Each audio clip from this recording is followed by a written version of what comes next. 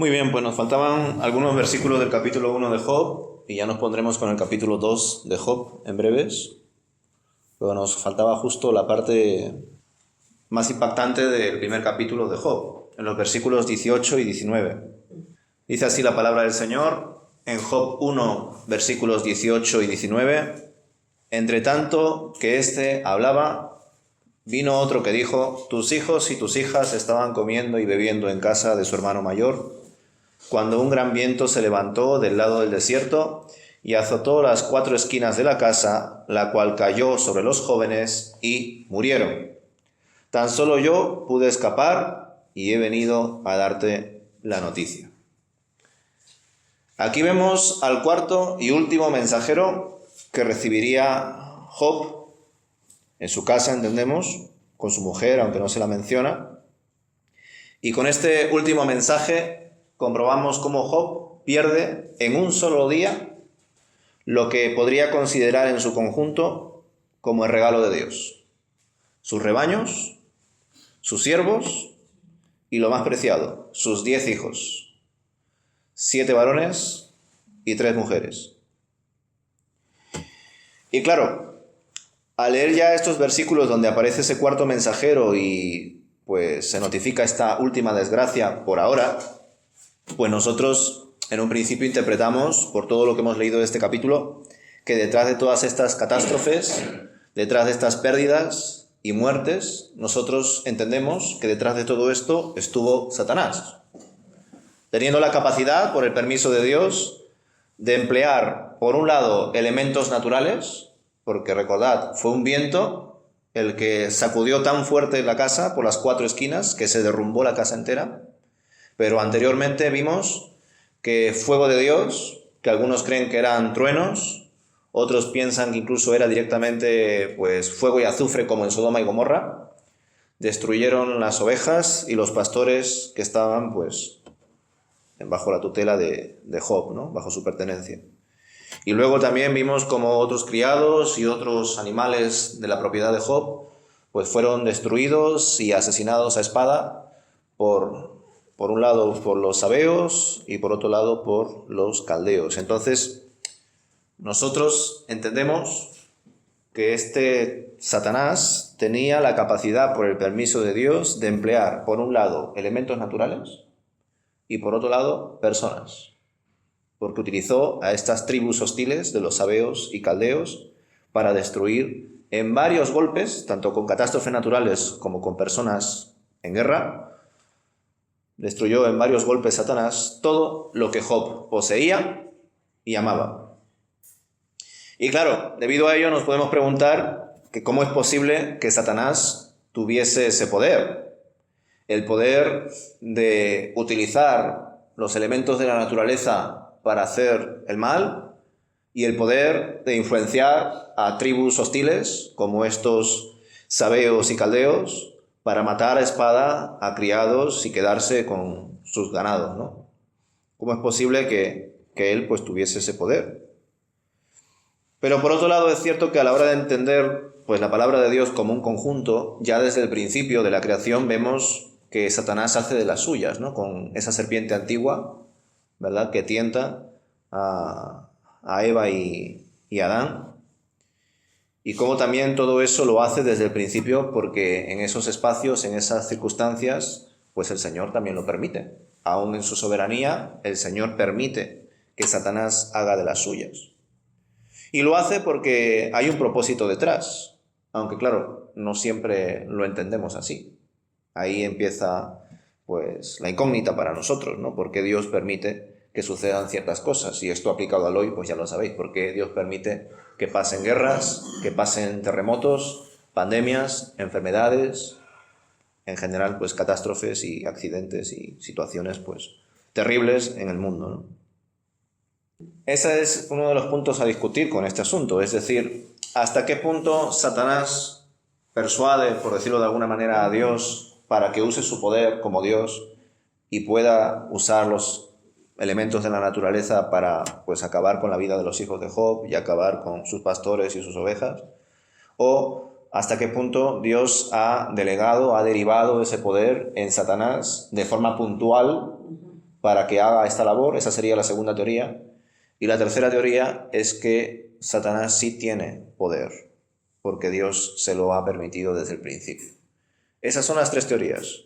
La primera, que aunque según la narrativa parece que es Dios quien permite que Satanás haga las cosas, en verdad es Dios quien las hace, por cuanto Satanás le ha incitado a que las haga, y Satanás no lo puede hacer por sí mismo, más allá de acusar, tentar y meter cizaña. Esa es la primera teoría. La segunda teoría, Satanás sí tiene este poder, pero de forma puntual, porque Dios se lo ha permitido para esta situación, para este caso.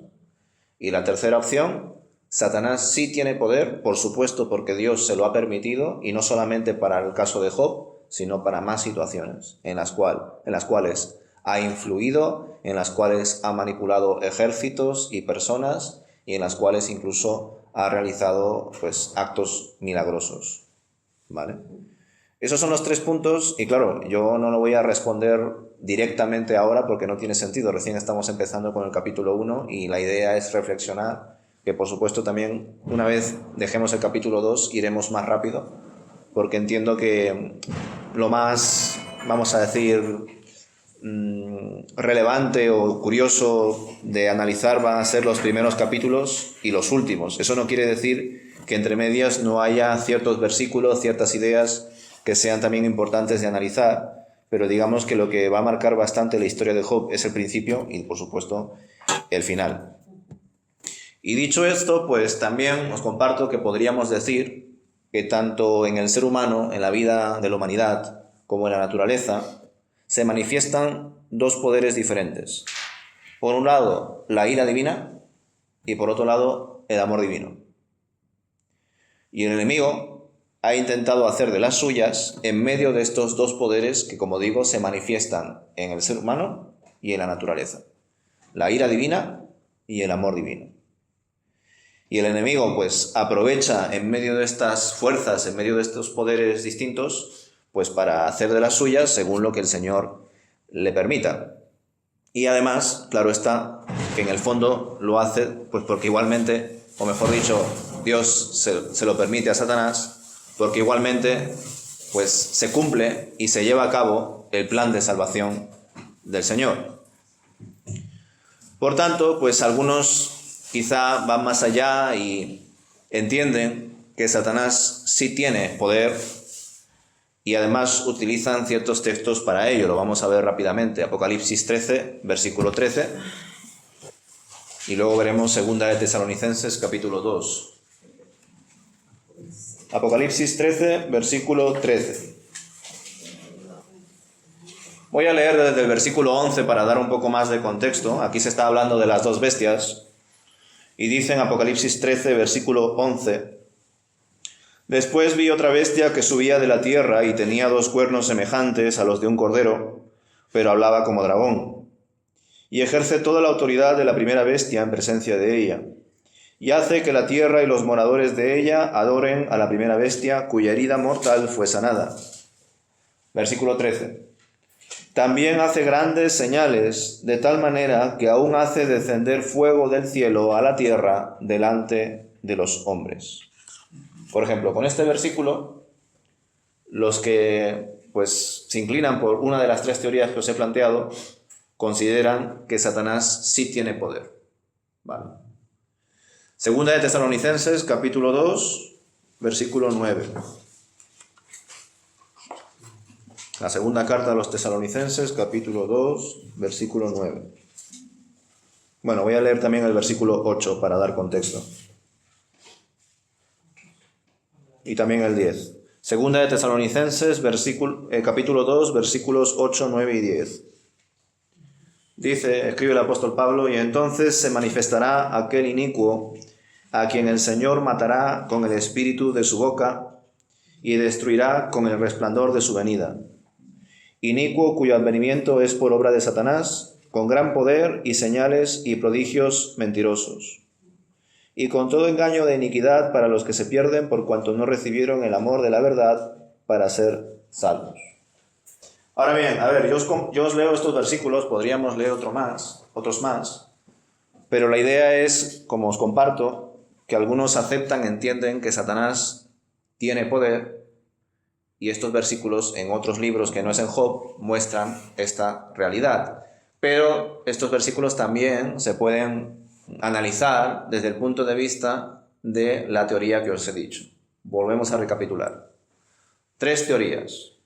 La primera, Satanás no tiene ningún poder, solamente engaña, miente, influye, maquina, pero no tiene ningún poder divino como el que sí tiene Dios.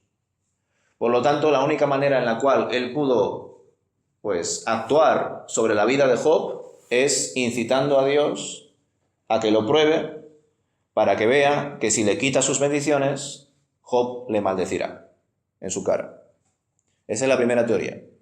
La segunda teoría, Satanás sí tiene poder, pero solamente en momentos puntuales cuando Dios se lo permite. Y el caso de Job es uno de ellos. Tercera teoría, Satanás tiene poder porque Dios se lo ha concedido desde el principio y le ha permitido que lo utilice en diversos momentos que Satanás ha querido, desde el Edén, tentando a Adán y Eva, hasta otros momentos de la historia del pueblo de Dios. Esas son las 3 teorías. Y como os he dicho, estos 2 textos de Apocalipsis y Segunda de Tesalonicenses perfectamente se pueden encajar en la teoría de que Satanás tiene poder en todo momento, pero también se puede encajar en la teoría de que Satanás tiene poder en los momentos en los cuales Dios se lo permite, es decir, de forma puntual. Y claro, esto es un misterio, sobre todo porque ya os he dicho que nosotros debemos de desaprender lo que hemos aprendido del mundo occidental, que es muy distinto al mundo oriental, el cual ha caracterizado la escritura de la palabra de Dios, porque la palabra de Dios ha sido escrita por personas del mundo oriental. Y en el mundo oriental, el bien y el mal no se separan como sí se separan en el mundo occidental, porque el mundo occidental es dualista. El mundo occidental concibe el bien a un lado, el mal al otro, y echando un pulso entre ellos, enfrentándose, hasta que viene el desenlace en el cual muchos creen que el bien gana al mal. Pero sin embargo, el planteamiento que vemos en Job va más allá de todo eso. El planteamiento que vemos en Job es que pasan cosas buenas y malas, y Dios permite o incluso hace cosas que nosotros podemos interpretar como buenas o malas, pero al final todas esas cosas son para bien.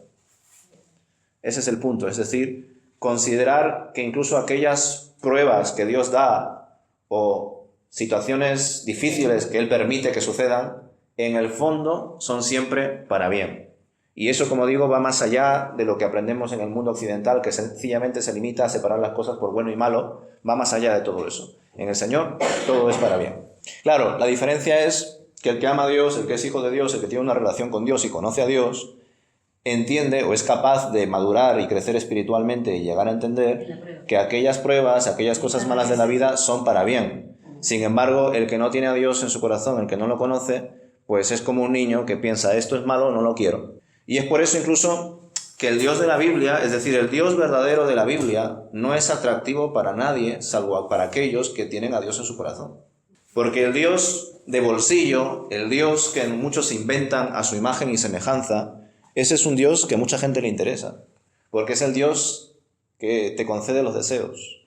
Es el Dios que si tú cumples con ciertos ritos, te bendice, te colma de bienes materiales, de, hijos, coche, lo que tú consideres. Es decir, ese evangelio de la prosperidad que algunos conocéis en mayor o menor medida. Ese Dios y esa religión, esa fe, es atractiva para mucha gente, creyente y no creyente. Pero para aquel que de verdad ama a Dios y por lo tanto busca conocerle y por lo tanto se enfrenta a textos difíciles como son los textos de Job, pues entendemos que aunque hay cosas duras en la vida que Dios permite que pase o que incluso Él mismo está detrás para que nos pase, aún así todo ello es para bien. Esa es la gran diferencia. Y lo que me encanta, y para ello voy a leeros ya los últimos versículos del capítulo 1 de Job, versículos 20, 21 y 22. Fijaos lo que dice aquí Job. Versículo 20. Entonces Job se levantó, ya había recibido los mensajes de los 4 mensajeros, se levantó, rasgó su manto y se rasuró la cabeza. Luego, postrado en tierra, adoró y dijo: desnudo salí del vientre de mi madre y desnudo volveré allá. El Señor dio y el Señor quitó, Bendito sea el nombre del Señor. En todo esto no pecó Job ni atribuyó a Dios despropósito alguno. Me voy a adelantar rápidamente, pero luego lo veremos con más calma. Quiero que hagáis una comparación o un paralelismo entre el versículo 21 del capítulo 1 y lo que dice más adelante Job en el capítulo 2, porque va en la misma línea. Aquí dice, el Señor dio y el Señor quitó. Y en el capítulo 2, cuando la mujer de Job le habla a Job y le dice, maldice a Dios y muérete, Job le exhorta a su mujer, le llama insensata y le dice, recibimos lo bueno de Dios, ¿no recibiremos también lo malo? Aquí se rompe con la forma que nosotros leemos como occidentales. Primero, el Señor dio y el Señor quitó. Para un occidental, para una persona que no es madura en la fe, lo de que el Señor quitó no le entra en la cabeza. Para un evangélico o un creyente que solamente ha recibido el evangelio de la prosperidad y no el evangelio de Jesucristo, que el Señor quite no tiene sentido. Al igual que tampoco no tiene sentido que del Señor venga cosas malas. Eso es absurdo para ellos. Pero sin embargo la palabra de Dios nos muestra a través de la experiencia de Job en una situación muy, pero que muy, ¿cómo decirlo?, triste, terrible. Vamos, no se me ocurre una situación más horrible que la que estaba viviendo Job, y aún así él es capaz de confesar que del Señor viene lo bueno y lo malo, que el Señor da y quita, y aún así el nombre del Señor es bendito. Es decir, esta alabanza que encontramos aquí en el versículo 21 y luego la otra confesión, la otra alabanza que vemos en el capítulo 2, son alabanzas verdaderas. Porque es muy fácil ser agradecido o alabar a Dios cuando nos van las cosas bien. Lo difícil es alabar a Dios cuando nos van mal, cuando estamos enfermos, cuando pasamos por una situación muy dura, nos sentimos solos. Ahí sí que es difícil adorar a Dios. Dime, hermanos. Pues yo diría que la finalidad última es que Job conozca a Dios. Juan 17, versículo 3. En esto consiste la vida eterna, en que conozcáis al Padre y al que ha enviado, a Jesucristo.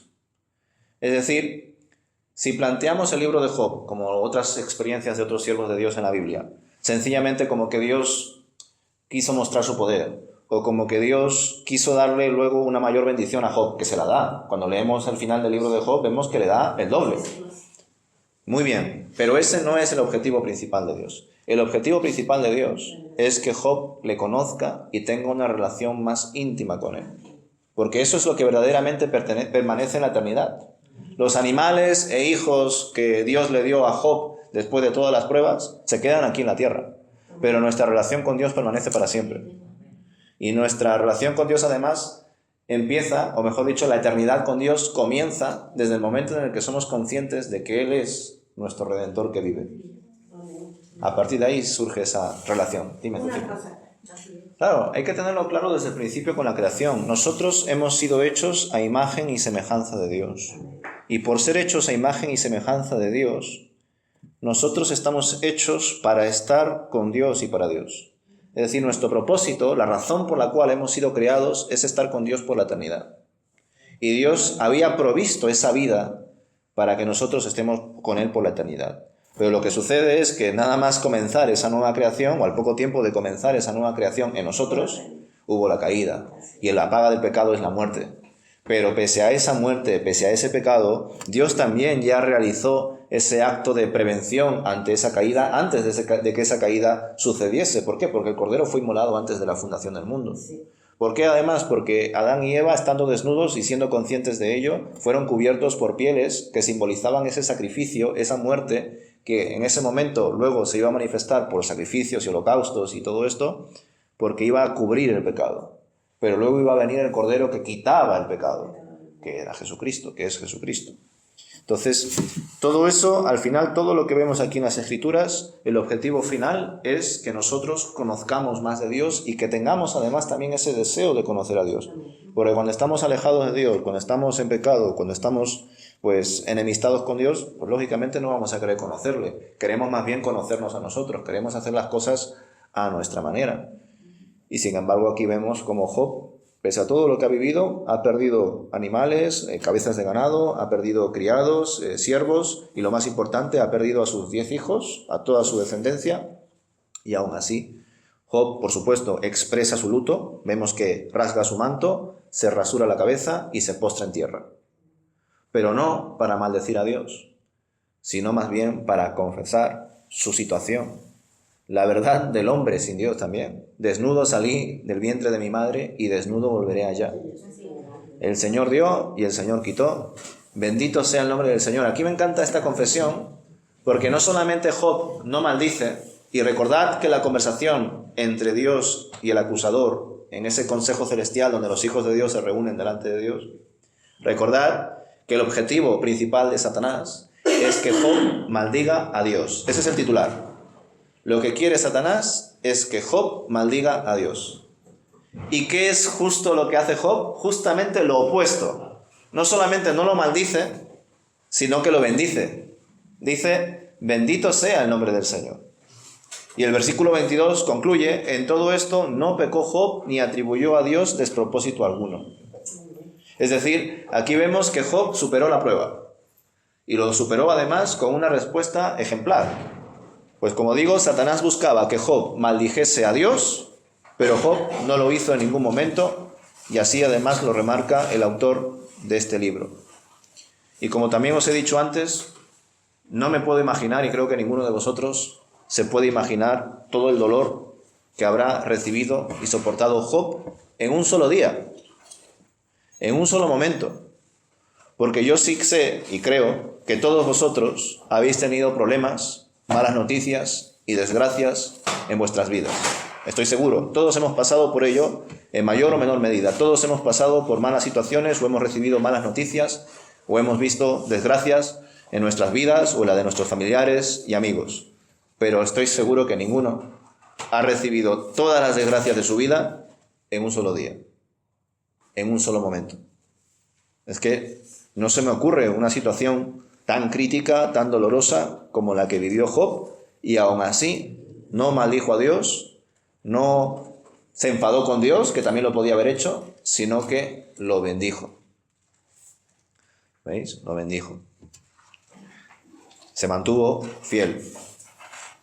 Y nosotros pues también debemos intentar mantenernos fieles aún en medio de los sufrimientos, aún en medio de las cosas que nos suceden. Un dato curioso que también os quiero comentar, ya acabando con este capítulo 1 de Job, es que cuando Job habla, no sé qué habéis pensado vosotros, ¿vale? Pero cuando Job habla de que desnudo volverá al vientre allá, no sé qué habéis entendido vosotros, pero ya os digo que no se refiere al vientre de su madre. Como pensó, por ejemplo, en otro contexto Nicodemo. ¿Recordáis cuando el Señor Jesús le enseñó a Nicodemo que había que nacer de nuevo? Y Nicodemo, que no entendía muy bien qué significaba eso, como que me voy a tener que meter de nuevo al vientre de mi madre y nacer otra vez. Claro, él pensaba pues físicamente, ¿no? Él lo pensaba todo desde un punto de vista material y no espiritual. Pues cuando Job dice, desnudo salí del vientre de mi madre y desnudo volveré allá, no se refiere al vientre de su madre, sino que se refiere a la tumba. Está haciendo referencia a la muerte y al entierro. Es decir, la vuelta al vientre debe entenderse aquí como una referencia a la tierra, a la tumba. Pues la vida del hombre es un paso, y esto me parece muy poético y bonito. La vida del hombre y de la mujer es un paso del vientre de la madre al vientre de la tierra. ¿Qué os parece? Sí. Y bueno, en definitiva, Job no peca, pese a las semejantes pruebas que había recibido por ahora. Capítulo 2, veremos más todavía. No se aleja de Dios, sino que más bien le alaba, por supuesto, en medio del luto, se postra en tierra, se rasga las vestiduras, se rasura la cabeza, pero aún así se mantiene fiel y adora a Dios. Además se postra como símbolo de humillación delante de Dios y sobre todo lo alaba en medio del sufrimiento. Porque como digo, cuán fácil es alabar a Dios cuando nos va bien, y aún así hay algunos que tampoco lo hacen. Es decir, hay algunos que les va tan bien que ya hasta incluso se olvidan de Dios y ni le dan gracias ni nada. Van a otra cosa. Pero es fácil alabar a Dios cuando nos va bien. Sin embargo, cuando nos va las cosas regular o muy mal, pues muchos, quizá también porque no han profundizado lo suficiente en su conocimiento de Dios y en la fe que Dios nos da, pues se apartan del Señor, dejan de congregarse, se enfadan con Dios, no leen la Biblia, no oran. Y es lo peor que podrían hacer, porque precisamente en los momentos más difíciles es en los que más debemos de buscar a Dios. Pero sin embargo nuestra tendencia humana en muchos casos es alejarnos, enfriarnos, dejar a un lado todo lo que el Señor nos muestra, y eso es terrible, ¿no? Es terrible para nosotros. Pues bien, ya podemos tratar como tal Job capítulo 2. No sé si alguien tiene alguna duda o algo que aportar. Los versículos del 1 hasta el 10 solamente. Vamos a dejar lo de los amigos para otro momento. Y probablemente estos versículos del 1 al 10 veremos algunas partes por ahora. Aquí ya veremos la prueba sobre la persona de Job. No las pruebas que recibe Job, sino ya la prueba sobre la misma persona de Job. Voy a leer los versículos del 1 al 10. Otro día acudieron a presentarse delante del Señor los hijos de Dios, y entre ellos vino también Satanás, quien compareció ante el Señor. Le preguntó el Señor: ¿de dónde vienes? Respondió Satanás: de rodear la tierra y andar por ella. Y el Señor dijo a Satanás: ¿no te has fijado en mi siervo Job, que no hay otro como él en la tierra, hombre perfecto y recto, temeroso de Dios y apartado del mal? Todavía mantiene su integridad, a pesar de que tú me incitaste contra él para que lo arruinara sin causa. Respondió Satanás al Señor: piel por piel. Con tal de salvar la vida, el hombre es capaz de dar todo lo que tiene. Pero extiende tu mano, toca sus huesos y su carne, y verás si no blasfema contra ti en tu misma cara. Dijo el Señor a Satanás: él está en tus manos, pero guarda su vida. Salió entonces Satanás de la presencia del Señor e hirió a Job con una llaga maligna desde la planta del pie hasta la coronilla de la cabeza. Y Job, sentado en medio de la ceniza, tomaba un trozo de tiesto y se rascaba con él. Entonces le dijo su mujer: ¿aún te mantienes en tu integridad? Maldice a Dios y muérete. Él le dijo: hablas como una de tantas insensatas. ¿Acaso solo vamos a recibir de Dios las bendiciones y no las calamidades? A pesar de lo ocurrido, Job no pecó con sus labios. Pues en estos primeros versículos vemos que se realiza un nuevo consejo celestial, donde Satanás continúa con sus maquinaciones. El acusador continúa con su astucia, con sus sutilezas, y vemos que después de todo el caos que ha generado, tiene además la desfachatez de responderle a Dios de forma genérica y decirle que viene de rodear la tierra y andar por ella. Le pregunta el Señor a Satanás: ¿de dónde vienes? Y después de todo lo que ha hecho, pues nada, de rodear la tierra y andar por ella. Y Dios decide en ese momento hablarle de forma concreta y directa, y le vuelve a mostrar al maligno que su siervo Job continúa manteniéndose fiel y además temeroso del Señor y bendiciéndole, pese a todo lo que había recibido por insistencia del acusador. Es decir, aquí vemos que aunque Satanás fue el que tuvo el permiso de hacer todo lo que hizo, el Señor fue el que dio pues ese consentimiento para que sucediese lo que a Job le sucedió. Y después, en los versículos 4, 5 y 6, vemos que Satanás continúa desconfiando de Job.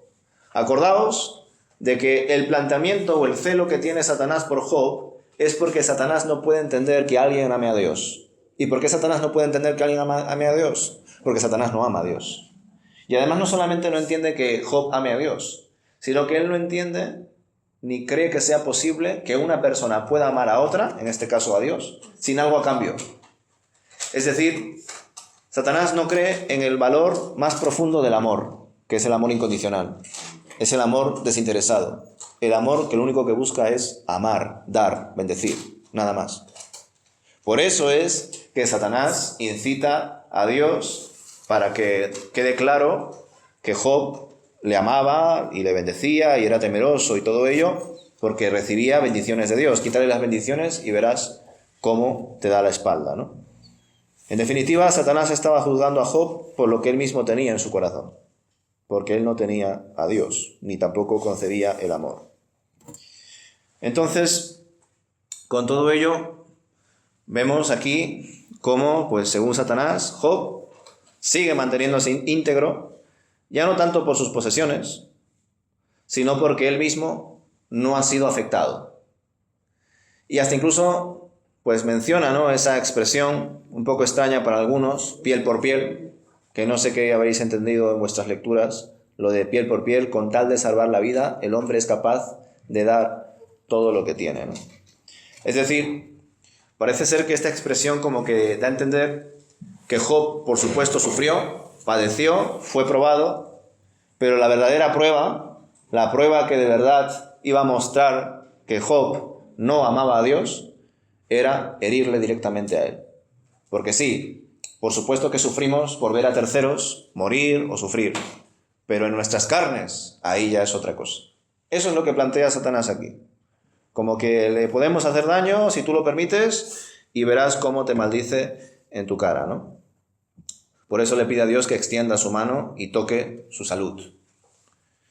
Y aquí vemos también cómo Dios vuelve a ceder y permite al maligno que le haga daño a Job, pero otra vez sin acabar con su vida. Vale, te permito que hagas esto también, pero no toques su vida.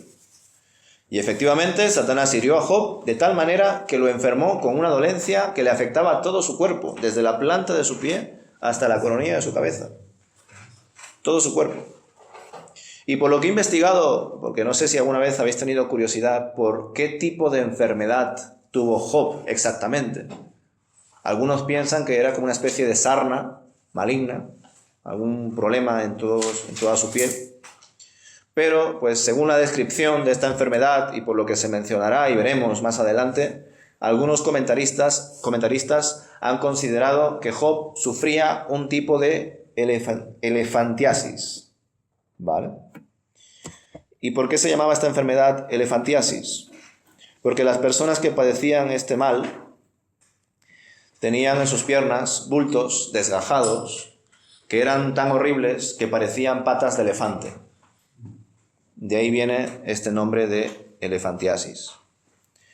Y además, por lo que sabemos posteriormente, que incluso a algunos personajes históricos le ha pasado esta enfermedad, era una enfermedad muy dolorosa. Y esta enfermedad, por lo que he seguido investigando, comienza con el crecimiento de tumores inflamados, de manera que parecen una especie de cáncer que se extiende por todo el cuerpo.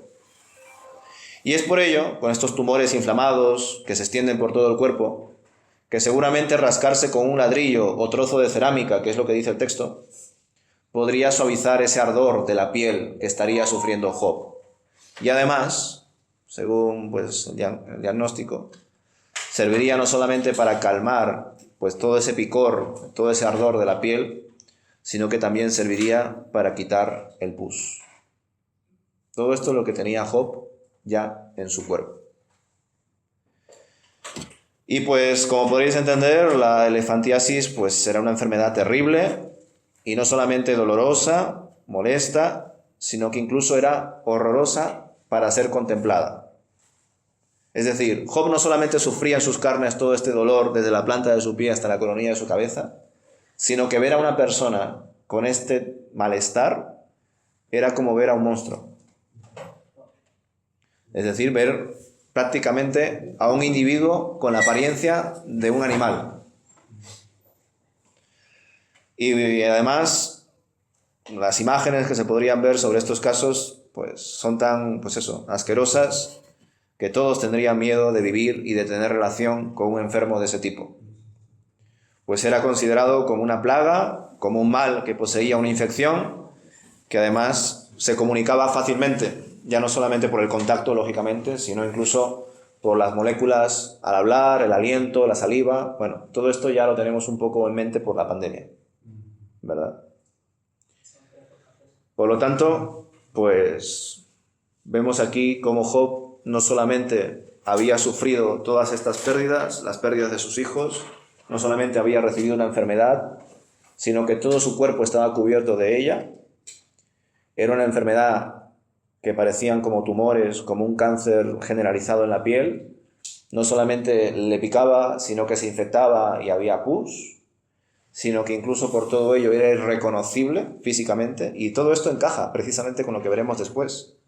Porque no sé si os acordáis que los amigos cuando se acercan hacen un luto, están un tiempo en silencio, pero antes de todo eso dice que se horrorizan, porque no lo reconocen. Los amigos de Job no reconocen a Job. Y esto tiene sentido precisamente con todo lo que os he expuesto hasta ahora. Es decir, era algo horrendo, era un monstruo, debido a todo el daño que tenía Job en la piel. Y encima era contagioso. Es decir, No le reconocías, seguramente olería mal por el pus y además era contagioso, es decir, no te podías acercar a él. Y todo esto es muy interesante de reflexionar e investigar, y podéis investigar más si vosotros queréis, porque nos hace comprender aún más todo el sufrimiento que estaba recibiendo Job. Y aún así, vemos que se mantiene fiel y que no pecó con sus labios. Pero eso ya lo veremos el viernes que viene con los versículos 8, 9 y 10. Y luego ya veremos los últimos versículos de este capítulo 2, que es cuando ya entran en escena los amigos de Job.